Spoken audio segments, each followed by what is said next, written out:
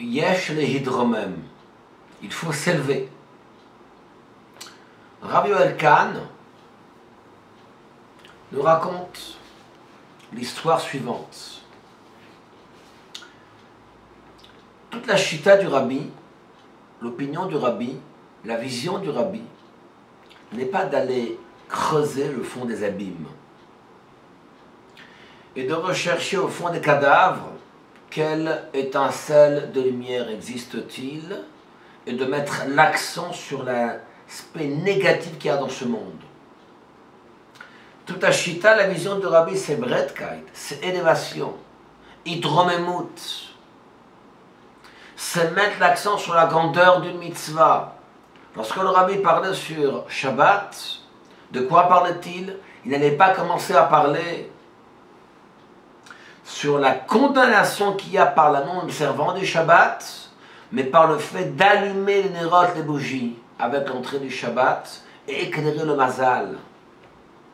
L'histoire que je vais vous raconter, une histoire qui est pertinente, et qui montre à quel point il faut mettre l'accent sur l'aspect positif des choses, et de toujours bien penser.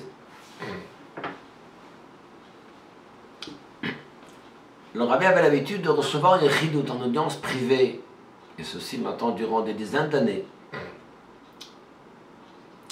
Lorsque durant les premières années après la Nessiout, après avoir pris le titre de rabbi, le rabbi rentrait donc de 770 de la choule à la maison, il rentrait à pied.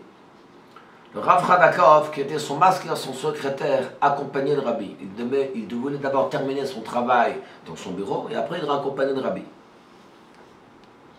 Un soir, alors que le Rav Radakov va raccompagner le rabbi s'adresse à lui. Il lui dit que il y a une personne qui est venue en Yechidout, qui a traité d'un sujet, qui a posé une question. Et je souhaite à ce que cette Yechidout ne reste pas privée, mais qu'on puisse la diffuser. Car c'est une hora al-rabim, c'est un enseignement pour tout le clan d'Israël, pour tout le peuple juif. De quoi s'agit-il?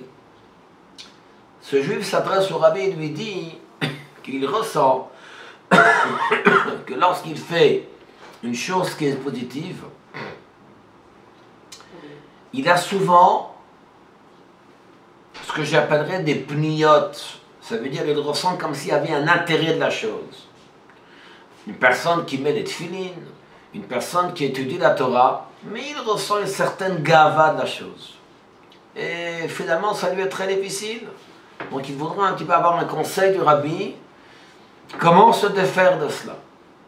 Le rabbi lui répond et lui dit, lorsqu'une personne fait un business et elle gagne $1 million, on lui dit, tu sais qu'en réalité, à part ce $1 million que tu vas gagner, il y a encore un bénéfice de 10 cents de plus. Est-ce que tu fais cas de ces 10 cents? Fais pas cas de 10 cents. On va te dire, tu vas gagner $1 million avec 10 cents. Waouh, les 10 cents pour toi, ça va être extraordinaire. Même pas tu fais cas. Eh bien là, c'est la même manière.